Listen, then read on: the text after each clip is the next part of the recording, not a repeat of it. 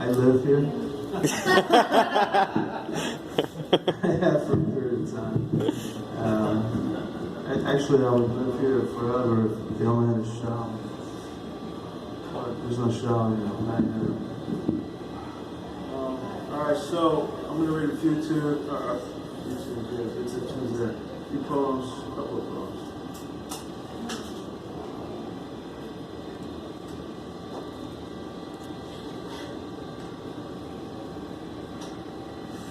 And it's quite random. A couple I've read already, one I have not. But they're all new, relatively. Song of Marguerite. Marguerite was a dancer with miraculous hips, lying sedate in a twin bed on the cancer ward with a view of the willows weeping in the rain, and the likeness of Mary fading in and out on the big hospital window, only visible when the suffocating drapes were drawn open and the sun, smothering in the pandemonium of consciousness, largely confined to the halls of the insane, where quantum realities work the rooms with terrifying brilliance and the casual certainty of a socialite at the professor's ball gave an abbreviated light.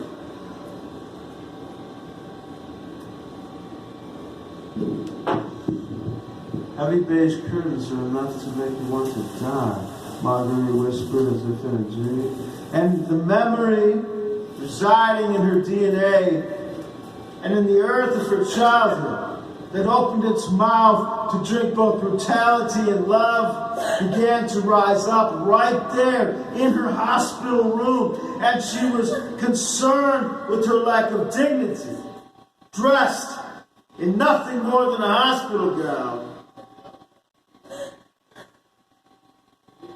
in the presence of ancestors and archetypes whose faces had hitherto been sufficiently disguised by greenery and soil. And in short, Marguerite was afraid, mostly of the impression she would leave at the family reunion where judgments and little more had always been her lot.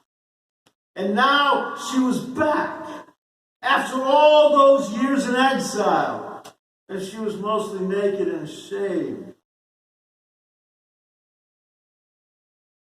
This is not the Garden of Eve, but it is an origin just the same, and a banquet of sins just was laid out for the consummation of all on the little bedside table, wheeling effortlessly among the guests who enjoyed the hors d'oeuvres with comfortable relish in the presence of the Virgin in the window and the great tree in the rain. I knew I should take care not to let the earth into my skinned knees when I was a child, Marguerite whispered as if in a dream. And her mother took a job at a Las Vegas firm for Christian entrepreneurs, and Marguerite took a job in the moonlight because heaven was just up the block. And she always wanted to go to heaven. She kept a photograph from her first communion, wrapped in a white veil she wore that day, tucked inside the nylon pouch of a vintage leather suitcase.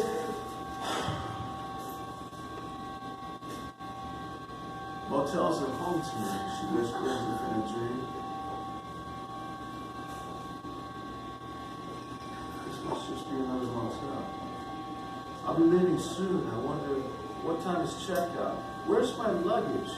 She asked as if in a dream. And her hand slipped from the gray bed rail, and the Virgin slipped away from the window in the rain to bathe the back of Isaiah, the great and homeless and wordless American poet whose field calls in the wilderness are nothing more than the furious gesticulations of a blind and mute and feral leper living at the edge of a river in rage, pleading with the waters to crash against the banks with wild abandon, washing chronic morbidity from his beard with drooping branches from the willow tree, in the green of a rain-soaked afternoon.